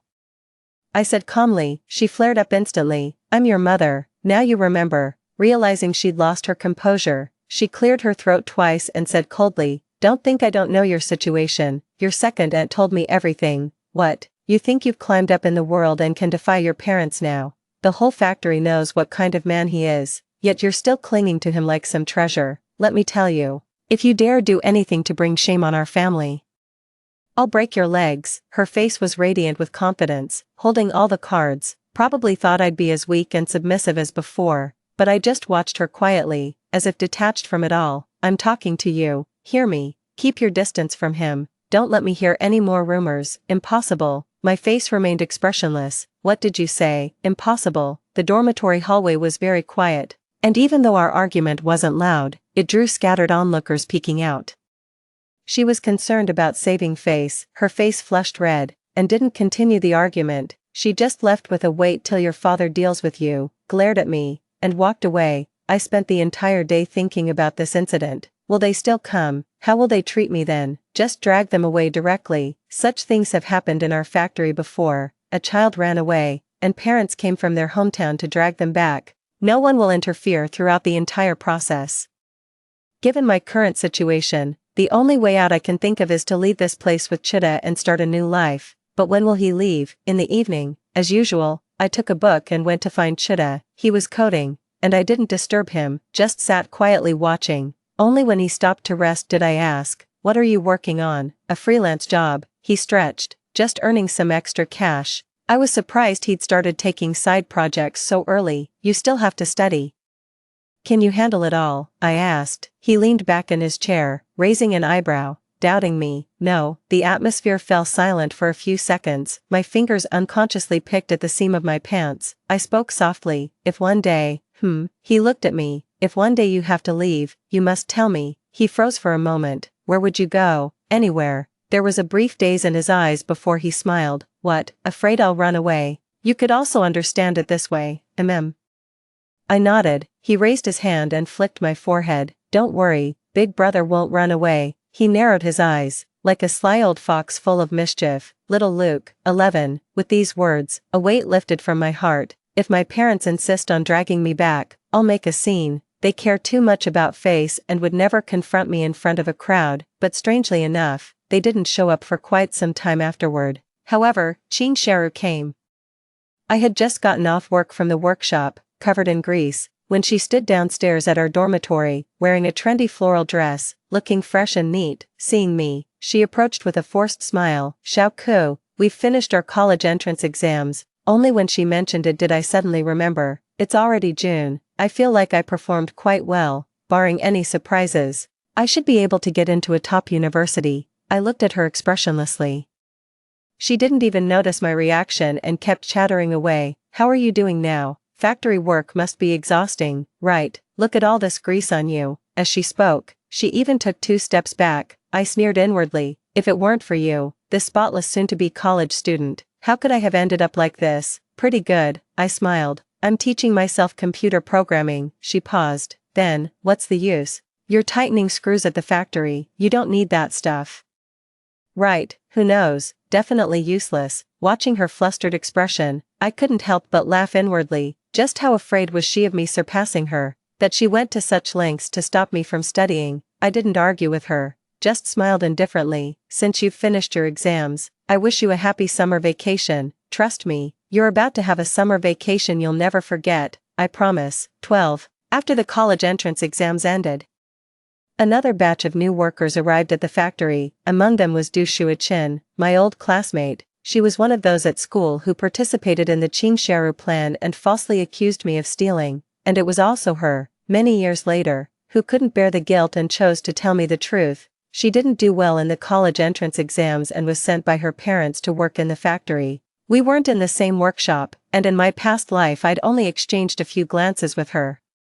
Afraid she'd frame me like she did at school, I kept my distance every time, thus missing the earliest chance to learn the truth. But this time, shortly after her arrival, I appeared before her openly and confidently. Her first reaction was surprise, followed by a mix of fluster. Luku." I squinted with a smile. "What a coincidence." She hurriedly lowered her head. Shouldn't you be preparing for college now?" "I didn't do well on the exam, is that so?" I smiled indifferently. "The factory isn't an easy place. After leaving school, this is the only place I can earn some hard-earned money. Others can still take the college entrance exams, but I don't even get a single chance." Her face turned a shade paler. I continued, "I believe in karma, and heaven must surely distinguish between love and hate. If I'd done anything wrong, my conscience would be uneasy, haunted by nightmares every night." "Luck," she suddenly interrupted me. After a long pause, not a single word came out. "What's wrong?" "It's nothing." Still not talking. "But it's okay, I can take some measures." In the days that followed, I would appear before Du Shuichin almost every day, doing nothing else, just to gain her trust. The fact that she could tell me the truth in her past life indicates her psychological defenses weren't strong. Qingsharu must have offered some benefit to persuade her to join those villains. The day before college entrance exam results were released, I walked into Du Shuichin's dormitory holding an envelope. She slept in the corner, and no one noticed us while we talked. This time, I got straight to the point. "Du Shuichin, I know all those things you did to me at school were done out of necessity." She froze, visibly flustered. I also know the difficulties you're facing now." I stuffed the envelope into her arms. "This is my salary from the past 2 months. If you want to retake the college entrance exams, you can use it for part of the tuition. I don't blame you for what happened before, I just want to hear you tell me the truth." Her eyes instantly reddened. "I'm sorry, I was being extorted by thugs at the time and gave them all my living expenses." Qing Sharu suggested I accuse you of stealing, saying since everyone already called you a thief, one more accusation wouldn't matter. "I'm sorry, I was foolish and terrified of being beaten by my parents. That's why I did it." My face remained calm, just as expected, the same answer as in my previous life, as if seeking my forgiveness. Du Shuichin continued, "Actually, I know many people lost their belongings themselves, yet they all claimed you stole them. All these were taught by Qing Sharu. We truly didn't intend to do this at first." "Do you know how I felt at that time?" I asked. Her tear-streaked face suddenly froze. "Du Shuichin, I don't want to be labeled as a thief for the rest of my life." She stared at me blankly. "They all got into college, only we are the same kind of people." My voice was sincere yet full of temptation. "I need you to help me this once." She paused for a long while. With reddened eyes, she nodded. 13. After the college entrance exam results were released, our former class held a reunion dinner in the city. The reason I knew about it was because in my past life, Qing Sharu deliberately came to show off. Back then, I secretly followed them to the restaurant and watched through the window as they chatted animatedly and toasted each other, everyone brimming with excitement and high spirits. I can't quite recall the complex emotions I felt at the time, only the sharp pain and an almost envious admiration. Now, I stand once again before the entrance of this restaurant. Besides me, there was also Du Shuichin. Panic flickered in her eyes. "Lu Ku, what if I mess up?" "It's okay," I smiled. "Just say what you know." "Okay." When we entered that private room, they were still chatting and laughing. A few seconds later, dozens of pairs of eyes turned to look in unison. The air suddenly fell silent. Qing Sharu was the first to break the silence. "Xiao Ku, what brings you here?" Many people present had been led by her to falsely accuse me of being a thief. Yet she could still pretend to be warm towards me. Her acting deserves an Oscar statuette. "I heard everyone did well on the exams. Congratulations." Then I shifted the topic. "Of course, before we all go our separate ways, there's something I need to make clear." I looked at Du Shuichin. She startled. "The truth is, my money wasn't stolen by Lu Ku." Everyone was stunned. "I gave it all to the thugs. And I was afraid of being beaten by my parents, so I said that." These words were all taught to me by Qing Sharu. The crowd erupted in an uproar below. Everyone turned their gaze toward Qing Sharu in unison. Qing Sharu suddenly stood up, the chair screeching loudly. "Du Shuichin, how dare you slander me? When did I ever teach you to call someone a thief?" "You did teach me. Not only did you make me say it, you also told Sun Fu and Li Jinping to say the same thing." The named individuals grew frantic, following suit and standing up. "We weren't taught that. It was Lu Ku who stole it in the first place." Du Shuichin protested. "Li Jinping, are you even making sense? Your necklace wasn't even lost at school." "Who says so? You didn't do well on your exams, couldn't get into college, and now you're turning on us with Lu Ku. Who knows if you're just jealous?" I watched the farce unfolding before me. They would never admit it, even with Du Shuichin's testimony. No one wanted to acknowledge a truth that would tarnish their reputation. I had anticipated this from the very beginning. I took out a stack of letters from my bag and slammed them on the table. The reason I chose to address this matter after the college entrance exams is to avoid affecting your futures. I've painstakingly written multiple complaint letters word by word, meticulously documenting the process of how you all slandered me. Everyone has their dream universities. I assume you wouldn't want these letters sent to the admissions offices, would you? Compared to the later widespread convenience of online reporting, written complaint letters are seen as an extremely serious matter in people's eyes. Li Jinping shrieked. "Lu Ku, you're making baseless accusations. The admissions office would never believe such nonsense." I smiled. "You all have bright futures ahead, but I've reached the end of my rope, as the saying goes. The barefooted fear not the shod. If I file these complaints, it will inevitably affect your university admissions. I can complain until no university dares accept you, and if they do, I'll keep complaining until you're expelled. Go ahead, test whether I dare or not." After all, they were just teenagers of 17 or 18, their faces instantly turned deathly pale. "I'll give you one last chance to tell the truth, and I'll let you go." Those with a guilty conscience find their psychological defenses easily broken. Sun Fu was the first to crack. "It was Qing Sharu who told us to say this. Lu Ku, please don't report me." The crowd erupted in uproar again. Li Jinping slumped into his seat, his face full of dejection, no longer resisting. "Yes, it was her." Qing Sharu screamed. What are you all talking about? Why are you pinning the blame on me? Du Shuichin. Stop pretending. Li Jinping also got angry. Qing Sharu.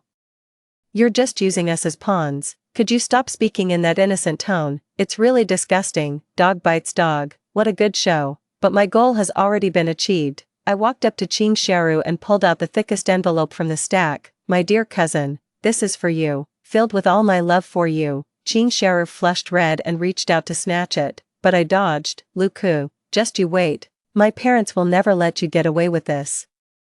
I tilted my head and smiled. All right. Stepping out of the restaurant, Du Shuichin was hopping and skipping behind me. Lu Ku, when did you write the whistleblower letter? This move really worked. Let me see what you wrote. I handed those letters to her. She took them, opened one with a grin, then froze, then opened several more in succession. Why are they all blank sheets? She exclaimed in astonishment. They are indeed blank. Then, she suddenly paused. You were just trying to scare them.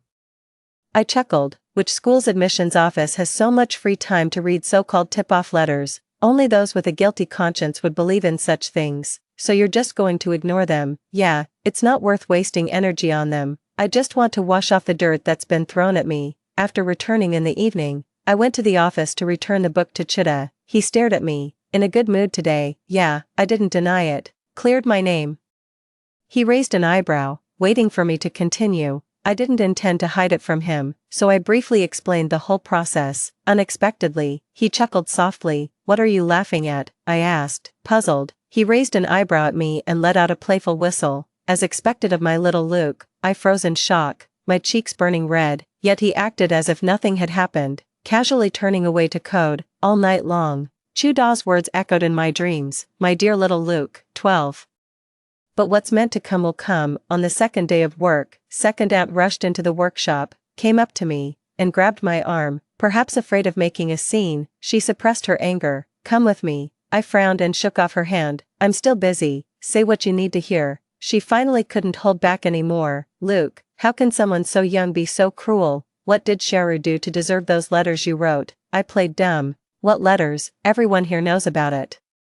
Don't play dumb with me. Her sudden shout drew everyone's attention, the classmates present. They certainly know. I sneered. They know Qing Sharu conspired with others to frame me as a thief, forcing me to drop out before college entrance exams and end up tightening screws in a factory. Why do you conveniently omit all this? Seeing me expose Qing Sharu's misdeeds publicly, she panicked. I'll have your parents drag you home immediately. You disgrace. With that, she turned and stormed off, her high heels nearly drilling holes in the floor. The parents arrived quickly. After mother left last time, she didn't call father to discipline me together. I thought they had suddenly become kind-hearted, until I saw the cast on father's leg and him limping with crutches. Then I understood. So something had happened. Heaven has eyes indeed. Life in the factory was too monotonous. So the workers slowed their tasks and craned their necks to watch this farce. My father struggled to suppress his anger. Look at the mess you've made. Quit now and get the hell home. I remained expressionless, not uttering a word. My mother added timely, your father's leg is injured, and there's no one at home to take care of him. Seeing that tough tactics didn't work, they're resorting to emotional blackmail now. I still uttered the same 3 words. Impossible. The mother grabbed the furious father. Do you want to spend your whole life stuck in this factory? Not exactly. I even smiled. I'll build my own career. What? I smiled without speaking. You were earning steady money here. I thought you were at least somewhat useful. Now you want to run away. If you leave, I'll consider you no daughter of mine. Wasn't it always like this? Father finally exploded. You're leaving today whether you want to or not. If you refuse, we'll tie you up and drag you away. He lunged forward with his cane, raising his hand to strike. I didn't dodge. Instinctively closing my eyes, the expected pain never came. I opened my eyes to see a familiar figure standing before me, gripping my father's wrist with one hand. Chudo was wearing a short-sleeved shirt that revealed his arm tattoos, a cigarette dangling from his mouth, looking even more roguish than usual. His tone carried a threat. We don't tolerate trouble in this factory. The father's expression turned stern as he withdrew his arm. I'm here to take my daughter home. Chuda's gaze swept past me and returned to my father. He clicked his tongue. This complicates matters. My father paused. She just signed her full-time contract the day before yesterday. If you take her now, the penalty fee, will you pay it for her? These words do carry some intimidation, but my father merely paused for a moment before still reaching out to pull me. She hasn't been here long enough to get a permanent position. I'm taking my daughter home, this has nothing to do with you. Chuda stepped forward, positioning himself squarely in front of me. He spat out the cigarette in his mouth and ground it under his toe. Go ahead and try, he said casually. If you can take her even half a step outside this factory, I'll stop being a Chew. The sheer intensity of the situation genuinely frightened them. Amidst the tense silence, second aunt arrived upon hearing the news. Seeing Chuda's dark expression, she didn't even bother having my parents discipline me, but instead coaxed and persuaded them until they finally left. Chuda turned around. You, wait for me a moment, I need to say a few words to them. When I came back, Chuda lit another cigarette without looking up at me. Aren't you curious about what I said? I asked. What? I said. I'll be leaving here soon. He suddenly looked up. Where to? I named a city in the south, staring intently at him. With you. He froze for a moment, then suddenly smiled. Sometimes I think you're really the little worm in my belly. I remembered what he just said. When did I sign the regularization contract? Even when questioned by me, he remained unflustered. He knocked on his chest with a fist and smiled. Signed right here, with a seal stamped too. I chuckled too. How long's the contract for? A lifetime. That near confession left my mind completely blank. Chuda left as if nothing had happened. It took me 2 days to pack my luggage, which wasn't much. And I didn't have much money either. Finally, on a sultry afternoon, the scene that made me drop everything and rush into the factory to fight for my future reappeared. Chuda walked into the workshop with his hands in his pockets, a cigarette dangling from his mouth. Leaning against the desk, he halted everyone's work and asked with a roguish tone, I'm starting a business, who's willing to join me? Just like in the previous life, the workshop fell completely silent, amid everyone's astonishment. I raised my hand. Through the crowd, Chuda looked at me with a smile and slightly lifted his chin. Then come with me, Luku, 13. Before leaving, Du Shuachin found me. Luku, are you going south with Chuda? I nodded. Have you thought it through? Going with him now? What's the difference between that and eloping? I looked at her seriously. We're going to start a business. That might just be his excuse. He's so unreliable. Anyway, everyone's saying you've lost your mind. I smiled. This is the life I've chosen. He's reliable. What others say doesn't concern me. It was drizzling on the day we parted. I was the only one from the whole factory who went with him. And we agreed to meet at our usual spot. In the misty drizzle, that familiar slender figure stood by the red brick wall, holding an umbrella. Hearing the movement, they lifted the umbrella and looked over. I abruptly stopped in my tracks. His yellow-streaked hair had turned black, paired with a cool-style outfit that made his facial features appear more angular. What are you staring at? He raised an eyebrow. Let's go. By the time I boarded the southbound train, the sky had already darkened. Through the window, the night view of the entire city can be seen. Though far less prosperous than later years, it still shimmered with lights. Chuda sat beside and suddenly asked, Are you afraid? Amid the roaring sound, the train entered the tunnel. In the pitch-black window, only my young, naive yet determined face could be clearly seen. I turned to look at him. From the moment we met, I've never seen unease in this man. Yet now he gazes up at the ceiling as if somewhat lost. I raised my hand and slowly covered the back of his body visibly stiffened for a moment. I'm not afraid, I said. He looked down at me. His gaze was overwhelmingly tender. 14. Starting a business wasn't as hard as I'd imagined. Chuda didn't come into entrepreneurship empty-handed on a mere whim. Before this, he had already found like-minded partners. The team included computer science graduates, professionals who quit their jobs to focus on IT, and people willing to contribute funds or labor despite lacking technical knowledge. I'm curious how Chuda assembled such a team. Only later did I learn that their connection was built through shared aspirations, relying on the still slow internet and countless phone calls. So it was essentially a meetup of online friends in this era. But not being hard doesn't mean the entrepreneurial journey was smooth sailing. They rented an office and registered an internet technology company.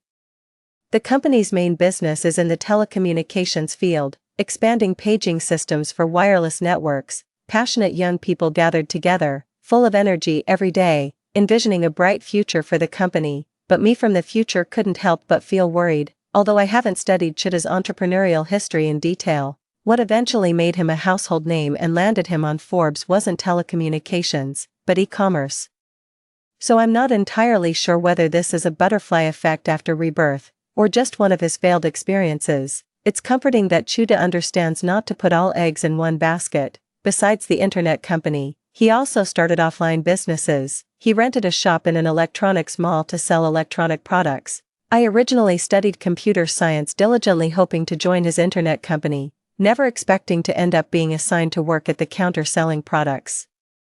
And he left me with the remark, "Your amateurish skills need at least 2 more years of practice." Knowing my abilities were insufficient, I didn't resist and just worked at the store with 2 other employees. This entrepreneurial life seemed to suddenly settle into quiet routine, but I didn't slack off. Whenever I had free time, I would seize the opportunity to study or go to the company to observe, from summer to winter. I've already been here for half a year. When I first arrived, I formally wrote a letter home to let them know I was still alive. I didn't expect them to reply, and indeed, they never wrote back to me. Ironically, I received a letter from Ching Sharu. The entire letter was filled with accusations and insults, not forgetting to inform me that she had been admitted to a prestigious normal university, while defining my venture to the south as delusional.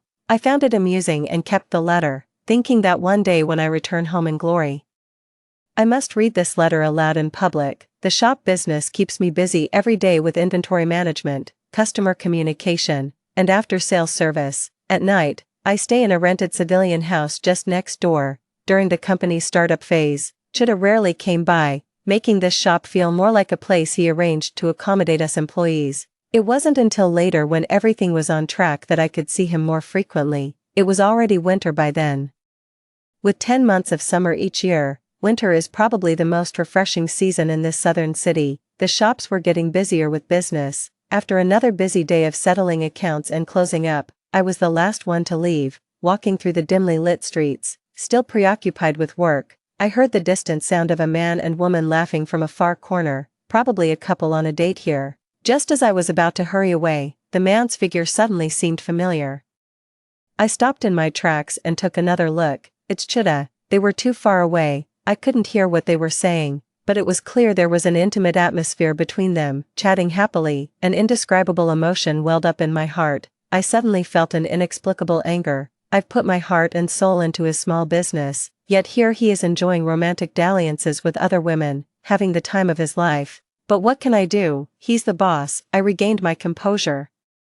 I only emerged from the shadows at the street corner after that woman had left. Seeing me, Chuda wasn't surprised either, raising an eyebrow. "Yo, off work," I responded indifferently with a and was about to walk past him to go back. He caught up. "What's wrong?" I didn't turn back. "Nothing much." He clicked his tongue. "Something on your mind?" No, he didn't press further, but walked with me for a while. The dimly lit long street was quiet, with only the sound of each other's footsteps and shallow breathing audible. In the end, I still couldn't hold back. "That person just now was..." Before I could finish asking, Chuda smiled. After half a year of entrepreneurship, he was no longer the frivolous person he used to be, whether in dress or demeanor. The mature and refined gentleman he would become was already taking shape, but at this moment, he reverted to his playful and teasing demeanor. "Are you jealous?" My breath hitched. Hastily denied. "No." He let out a thoughtful "oh, then it must be jealousy." He suddenly stopped in his tracks, and I turned to look. In the moment I looked up, cool fingertips touched before me, giving a gentle pinch. He bent down, his breath close enough to feel. "Don't worry, she's just a client." I instinctively stepped back, yet he leaned in closer. "Right now, Big Brother only has you in his heart." My mind exploded with a boom. Are you confessing to me?" "What else?" I kept stepping back, but he suddenly wrapped his arm around my waist, pulling my entire body close to his. Our breathing grew heavier. "Luke," his lowered voice was hoarse. How about making you the boss lady?" I buried my head in his chest. My nose filled with the familiar scent of him mixed with a faint tobacco aroma. My mind went blank, followed by flashes of all the moments we've shared together. A surge of emotion could no longer be suppressed. "Okay," I responded softly. "Luke," he called me again, "have you passed your 18th birthday?" I looked up, somewhat puzzled. What?" The kiss fell urgently and fiercely, swallowing the remaining words. My legs went weak as I clung to him, my palm resting on the tattoo that once frightened me. Now it seemed like a little beast, utterly adorable. His strong arms nearly lifted me as he pressed close, his breath scorching by my ear. "Call me brother." My voice broke. "Be brother." He lifted me up forcefully and kissed me fiercely. Big brother will take you home. 15. That spring festival was probably the best New Year I've ever had in my life. Whether it was Chuda's shops or the companies he partnered with, everything was moving in a positive direction. During the spring festival gathering, everyone joyfully envisioned the beauty of the coming year, shared hopes for the future, clinked glasses, and reveled in the lively atmosphere. And amidst the fireworks that year, I held Chuda's hand, our fingers intertwined. I knew the future wouldn't be smooth sailing, but no matter what happens, I would never leave. The turning point of the story always comes so unexpectedly. After the New Year's resumption, Chuda's company encountered frequent problems. Issues in funding, technology, and competition were tormenting everyone's nerves. Finally, after months of losses, some chose to leave. Like a breach in a 100-mile dike, the flood poured out,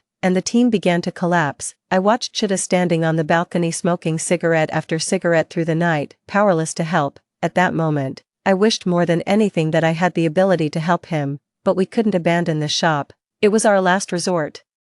The declaration of failure came on a day as ordinary as any other. It was raining heavily that day. Chuda smoked 5 whole packs of cigarettes. I've seen his arrogance, his gentle courtesy, but for the first time, I saw this man in a state of despondent despair. But there was nothing I could do, can only quietly stay by his side. Outside the window, the rain grew heavier, and amidst the clamor of the downpour, he suddenly spoke, asking softly, "Do you regret it?" I turned my head to look at him, almost thinking I had misheard. At that moment, time seemed to suddenly rewind. A year ago at the train station drizzling with rain, he sat beside me and softly asked, "Are you afraid?" The raindrops from back then now drift into the southern wind. I raised my hand again, gently covering the back of his, speaking with firm resolve, word by deliberate word, "No regrets." 16. We've been through some tough times. All the funds were used to keep the shop running, to save money.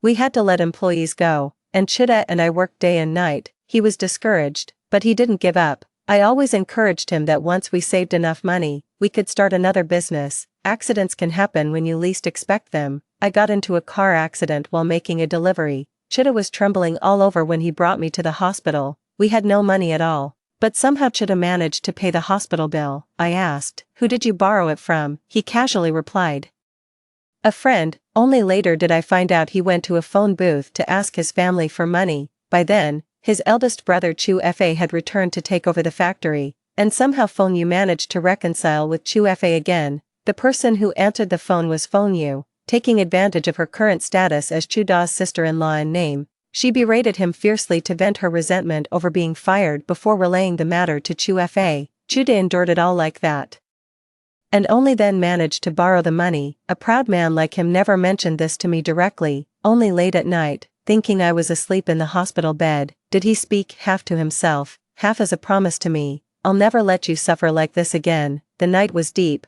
with only the clear sound of a heartbeat reminding me this wasn't a dream. Fortunately, my injuries weren't severe. After a full-body examination, only minor fractures were found, and I was discharged within days.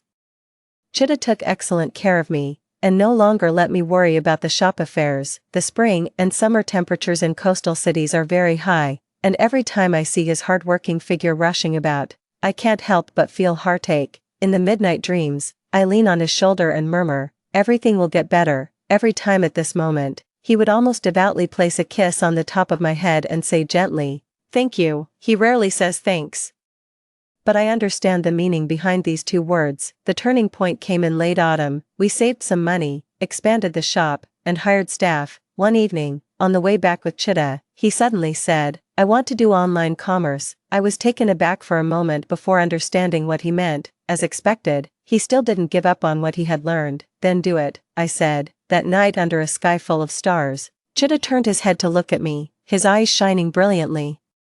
"What if we fail again? Then we'll start over from the beginning." He froze for a moment, then burst into laughter. At that moment, it was as if he had returned to the wild and untamed Chuda of old. "That's how you should laugh," I said. "That's the Chuda I know." He ruffled my hair, said okay in a gentle voice. 17. The first year of the 21st century was probably also the most unforgettable year after my rebirth. Chuda expanded to over a dozen stores and simultaneously launched an online mall. On my 20th birthday, Chuda took me to the seaside, at the junction of day and night, the afterglow of sunset reflected on the avenue, the sea breeze brushed our faces, and the horizon was filled with twilight clouds of deep purple and light red. The last trace of daylight faded away. Suddenly, dazzling fireworks rose in the distance. Under the sky full of sparkling lights, Chita suddenly knelt on one knee, holding up a diamond ring, and proposed to me by the sea. I think I'll remember that scene forever. After that day, we boarded the train back home. After 2 years away, everything still looked familiar, though not exactly wealthy. It could be called a triumphant homecoming. I didn't bring Chita and return to that home alone. I deliberately chose the evening and waited at the entrance of the building for my younger brother Lu Shuakong, who was returning late. I called his name. After 2 years apart, he didn't recognize me at first. Who are you? After a pause, he spoke with a face full of disdain. Lu Ku, didn't you elope with someone? What? Got abandoned, spoiled by his parents since childhood. He lacked empathy and had a sharp tongue. I didn't take it to heart, just smiled and said, yes, I eloped with someone. So now I want to discuss something with you. What? I lowered my head and took out a wad of cash from my wallet. Here, take this, help me steal the household register. His eyes lit up, not caring at all why I needed the register, eagerly agreeing and snatching the money to stuff into his pocket. I'll come find you again in a couple of days. Once the item is ready, I'll give you another sum of money. It's a deal. I turned and walked away. The corners of my mouth couldn't help but curl upwards, although we really needed the household register to get the marriage certificate.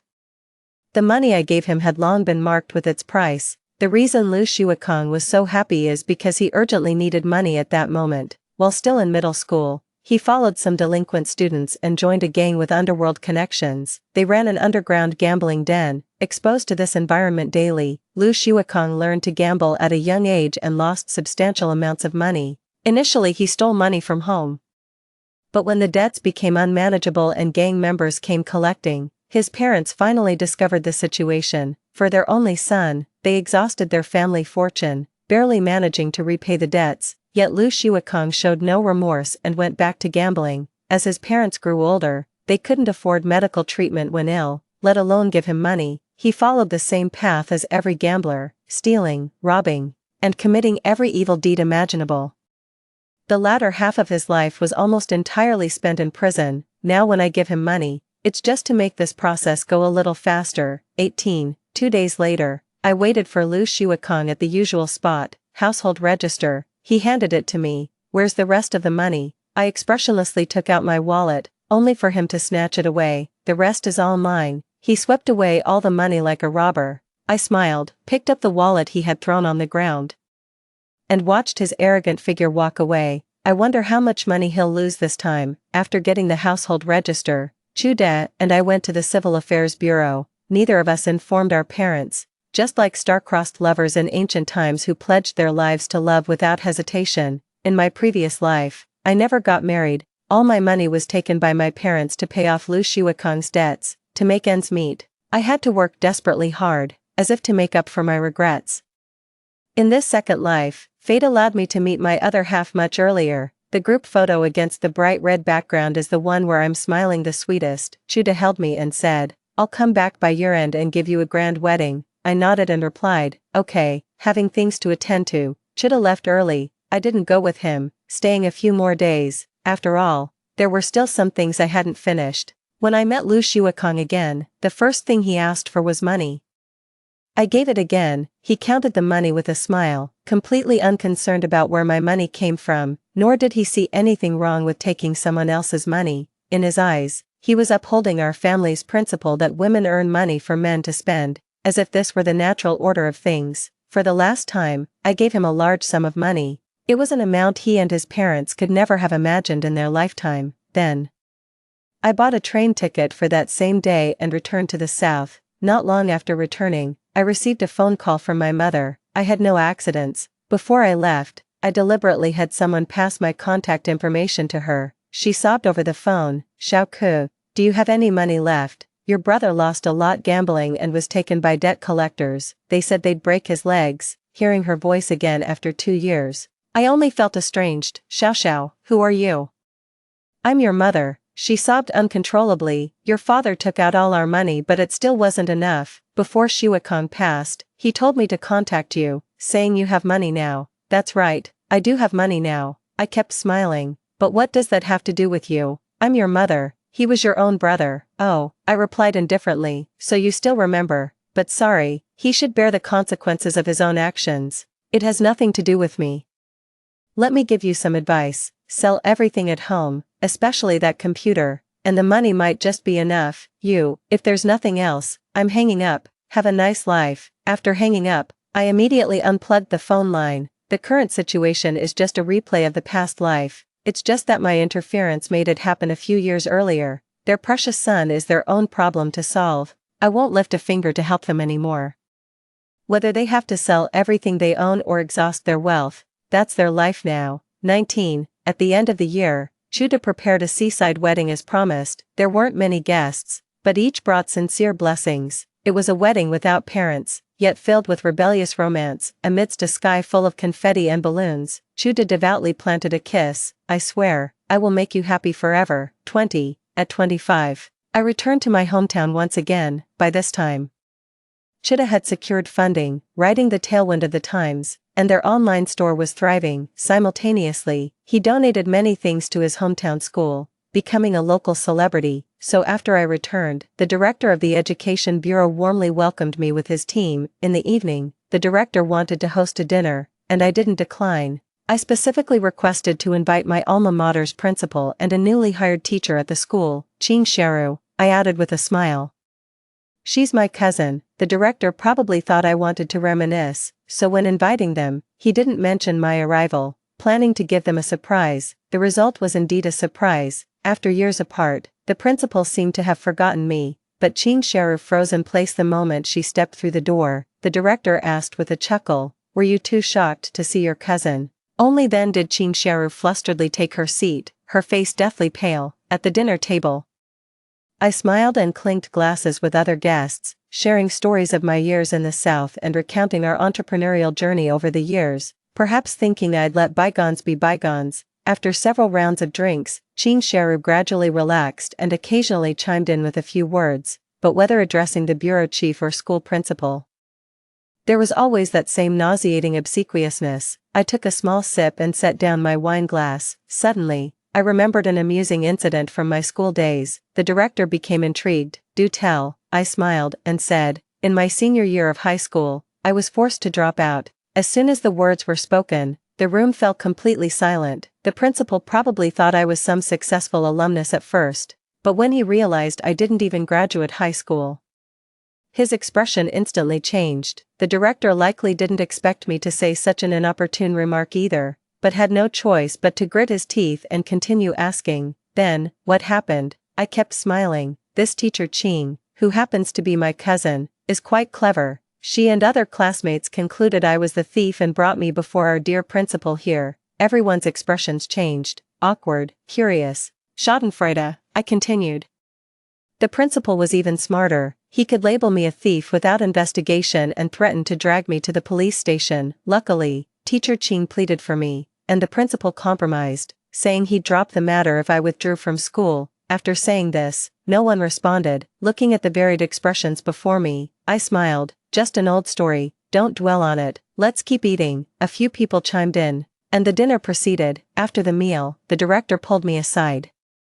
"I wasn't aware of this matter before. Rest assured, I'll thoroughly investigate these two individuals. If similar incidents occur, they'll face severe consequences. Forget about any future promotions." I smiled. "You're overstating it. That wasn't my intention." After some small talk, I left. I don't know how the director specifically handled this matter. In short, Ching Sharu quickly lost her job. Not long after, the principal in her alma mater's official profile was also replaced.